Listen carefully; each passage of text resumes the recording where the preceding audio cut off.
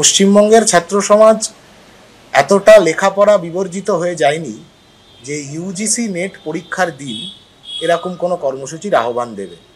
বোঝা যাচ্ছে যে এই আন্দোলনটা একটা দাগ কাটবার মতন জায়গায় পৌঁছে গেছে। গোটা রাজ্য জুড়ে ছাত্রছাত্রীরা নামছে justice for RG Kar, justice for Tilottama এই স্লোগানকে সামনে রেখে। তার মধ্যে দাঁড়িয়ে কিছু মুখোশধারীরা এই আন্দোলনটাকে পিছিয়ে দেওয়ার, এই আন্দোলনটাকে স্তিমিত করে দেওয়ার চেষ্টা করছে বলে আমরা আশঙ্কা করছি। যে সচেতন থাকতে হবে, সতর্ক থাকতে হবে, কোনো মুখোশধারীরা যাতে এই আন্দোলনকে দমিয়ে দিতে না পারে। কারা আছে, কোন নেতারা আগামীকালের এই কর্মসূচি নিয়ে খুব লাফালাফি করছে বোঝা যাচ্ছে। এর মধ্যে তো একটা বিজেপি দুর্গন্ধ পাচ্ছি আমরা করছে। কিন্তু আমাদের প্রশ্ন একটাই, আরে মুখোশের আড়ালে গিয়ে এইগুলো করছো কেন? পশ্চিমবঙ্গের ছাত্র সমাজ, এই ছাত্র সমাজকে কালিমালিপ্ত করছো কেন? আগামীকালের নবান্ন অভিযান কর্মসূচি, যে কর্মসূচিকে সমর্থন করেছে সংগ্রামী যৌথ মঞ্চ। তৃণমূলের তরফ থেকে যখন একাধিক অভিযোগ করা হচ্ছে, এই সংগ্রামী যৌথ মঞ্চের আহ্বায়ক ভাস্কর ঘোষ কি বলছেন দেখুন।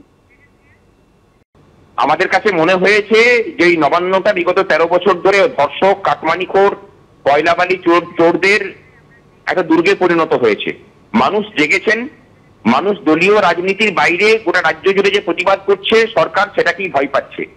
আমরা আমাদের যে আন্দোলন তার দায়িত্ব নিয়ে বলতে পারি যে এই মঞ্চে কোনো বিজেপি, কোনো আরএসএস, কোনো তৃণমূল, কোনো কিছু নেই, কিন্তু আবার সবাই আছেন। আমাদের মধ্যে সব রাজনীতির লোক আছেন, কিন্তু এই মঞ্চের মধ্যে কোনো কিছুর অনুপ্রবেশ নেই। একজন সরকার যখন ভয় পায় তখন এই ধরনের অবান্তর কথাবার্তা বলে।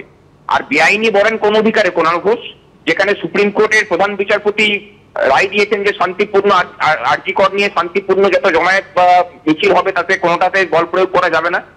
রাজ্যবাসীর উদ্দেশ্যে বলি যে আগামীকাল আসুন সবাই, হাওড়া স্টেশনে আমরা থাকবো।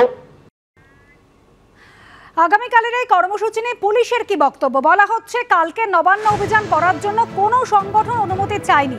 নবান্ন চত্বরে কর্মসূচি করতে গেলে পুলিশের অনুমতি প্রয়োজন। অনুমতি না নেওয়ার কারণে এই কর্মসূচি বেআইনি।